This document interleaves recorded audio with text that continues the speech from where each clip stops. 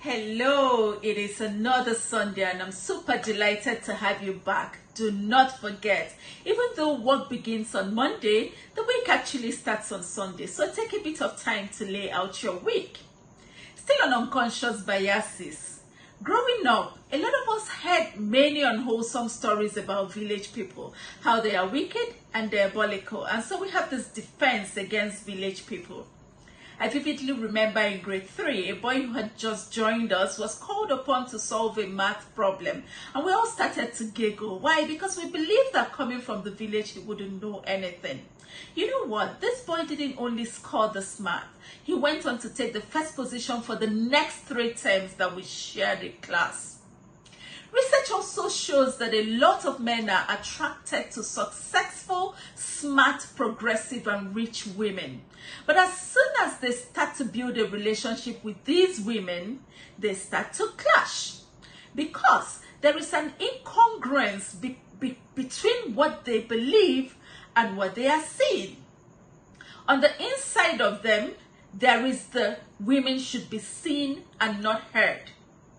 And so they are surprised that they are clashing. Their expectations change. Their behaviors change because they have fallen back to their default patterns. And so the relationship is burnt. How many times have you been driving and you're thinking in your head, what is this woman driving? Only for you to pull up and find out that it was a man who was driving all the while. How many times have you burnt a relationship because it's an Igbo person and Igbos like money and he would swindle you? Or it's an Hausa person and it's an Aboki, what do they know? Or it's a Yoruba person, oh, Yoruba demon, he's going to deceive me or something.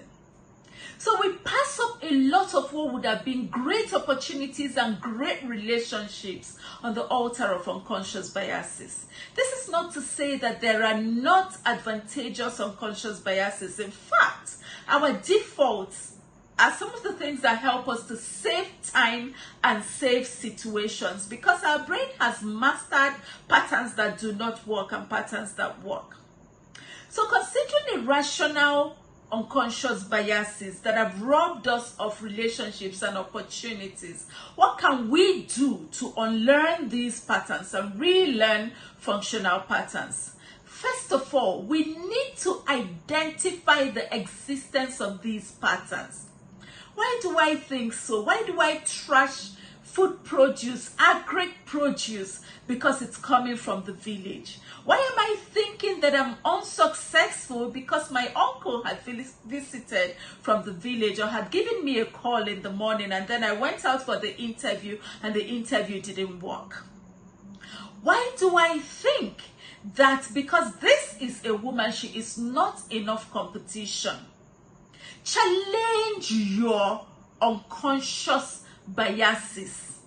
Unfortunately, they are unconscious, but you do know that there are behaviors and thought patterns that you have that are impractical. Challenge those. Research and find the truth concerning these things and change your thought patterns. Instruct yourself. Talk to yourself. Number 3, saturate yourself with these knowledges. Create vision boards. Put it all around you. Watch movies concerning these things. Deconstruct these patterns. Read about them. Learn about them. The third one, find people who are already succeeding in that area of life and match yourself to them. Because he who walks with the wise will be wise, but a companion of fools shall be destroyed. The fourth one, practice these things that you have learned. Now, when you start, you will practice and fail. Like the example we gave last week about the young woman who just got married and wants to live a certain way, but is finding that she's living a certain way. So keep practicing, fail, dust yourself up, and try again. And the last one, faith.